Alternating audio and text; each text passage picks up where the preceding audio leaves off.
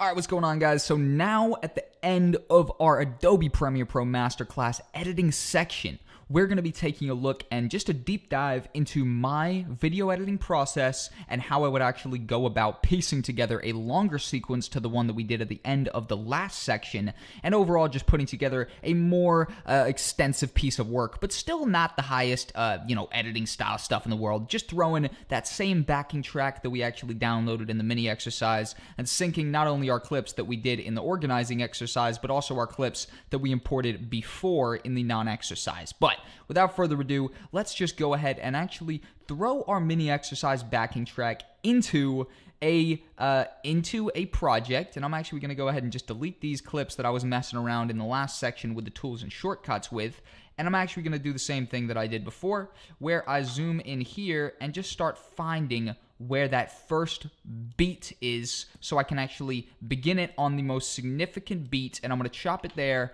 bring it back, and we are looking like we're ready to move on with actually importing our clips once I've just found the right part of the beat that I'm going to start this edit on. So now I've done that, the process is a very simple one, and I'm sure we are going to walk through this in a relatively decent amount of time. Now, I'm going to actually go into my bin and start bringing in some of my B-roll, or I actually might even start with a DJ, in fact, just to kick this one off. And we're just going to use a majority of our clips here to create a nice 10, 15 second sequence. And overall, I'm just going to start playing my clips to actually see where I want to start this. And in fact, what I actually might do is I might start with one of my crowd clips over here so that I could start with I'm going to start with this one right here, bring it in so I can start with a very high movement shot and contrast that with a nice shot in slow motion. So for example, I'm going to be dragging in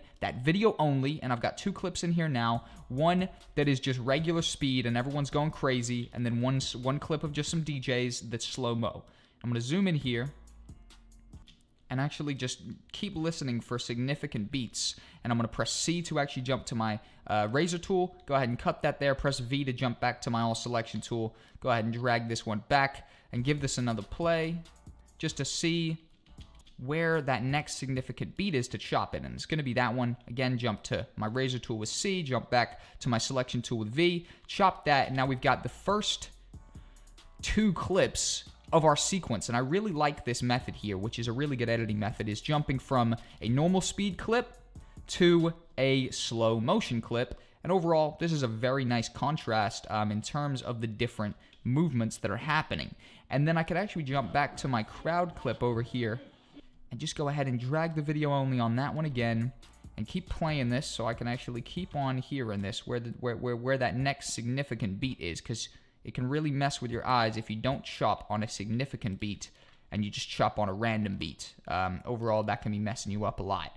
So I'm going to keep going through here, keep getting these clips, keep dragging just the video only so that I don't so that I don't have a whole extra audio layer that I don't really need. And I'm actually going to start bringing some crowd clips from these clips over here as well. And you see what I'm doing? I'm really just going through and piecing these clips together so that I can actually just create a pretty interesting sequence. And I'm just, steadily going back to the beginning to actually replay this so we could have a look what it's looking like.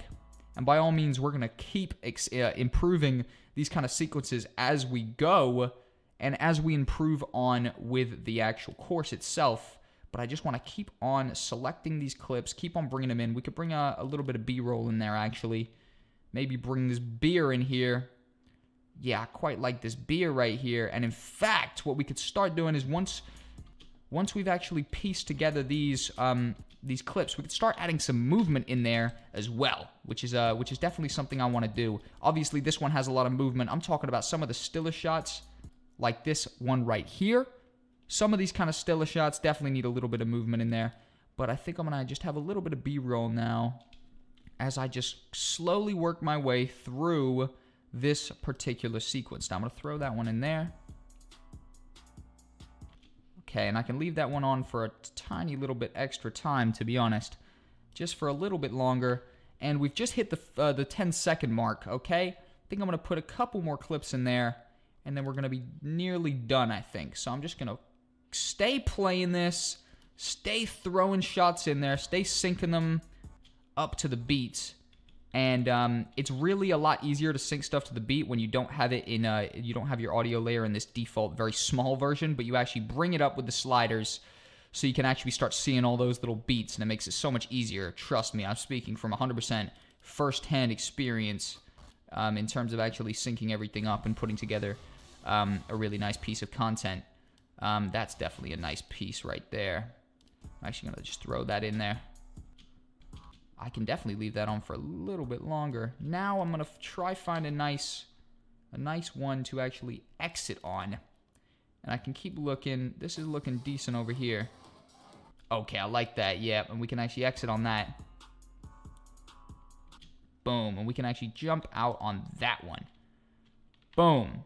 Okay, so now I'm actually just going to go ahead and cut the song right there as well. And I'm actually just going to do a couple of clip dimension changes, all right? So hold on. Let me just actually go ahead and render this in and out. If I click render in and out up there at the top, hold tight. Let me walk through that again. Just go to sequence up there at the top, click it, then go to render in to out. And that will actually give you a pre-render, and this pre-render will actually count towards your final render at the end in terms of speeding up the processing process, which kind of just sounded a little bit funny by me saying it like that. But overall, it will speed up the decoding process, and overall, it will make your render and your export finally at the end much quicker. But let's watch this. Once it's done its quick pre-render, and you see the green line works its way across the top. But I think we've pieced together a very nice sequence here, and now just with the use of a couple keyframes in terms of that clip dimensions, we can improve some of these stiller shots, but the majority of them are looking very nice. You see, we just want to match some of this movement in these shots that don't have movement. So I'm going to give this another play, and whatever shots don't seem to have much movement, we are going to actually want to artificially add that in. So this one here, I'm going to go here to keyframe, set a keyframe at scale at 100 on the beginning of this clip, skip decently close to the end, and put that on 130. Okay, I'm going to put that on 130, or I might even put that on 150, just so we can really do this, and throw that right there at the end, so we're really going to see some movement in now. You see that? So it's almost like a very nice zoom, and I might reverse that process by putting a scale at 100 at the beginning of this clip, but throwing it just right there at the end, so it would finish on 100, and I'm actually going to go to 150 here, so we're actually zooming out of this performer and this crowd right here, and it's zooming into this, and then zooming out of that. So that's artificial motion there via the clip dimensions, and I can actually go ahead and add some more artificial motion via this Budweiser by adding a scale keyframe there at the beginning, coming as close as I can to the end, putting that on 150, so that's a significant increase coming to the end of that right there. And actually, we could just bring that over a little bit because it's a little bit uneven. Give that a play, and that's zooming straight into that Budweiser, and that's actually going to work pretty well because it's going to zoom into that Budweiser, and then I want it to zoom out of this bottle service bottle with the bottle service sparkler on it, which is very cool indeed. We could put a keyframe there, drag that to the end so that it finishes on 100, pop that on 150 so it's nice and zoomed in, and now if I give this a play from this sequence here, it's going to zoom into that Budweiser, zoom out of the bottle service to reveal that guy's head as well. And I could even have it now zooming in on the stage right here. And just literally by some very cool kind of keyframe clip dimension strategy like this, we create artificial movement in all of those shots which originally had none. And I'm going to go back to sequence, back to render into out. And I'm just going to give that a render in and out. And actually, we will have definitely achieved putting together a very nice sequence, but then also adding artificial movement into all of those scenes which looked a little bit too still.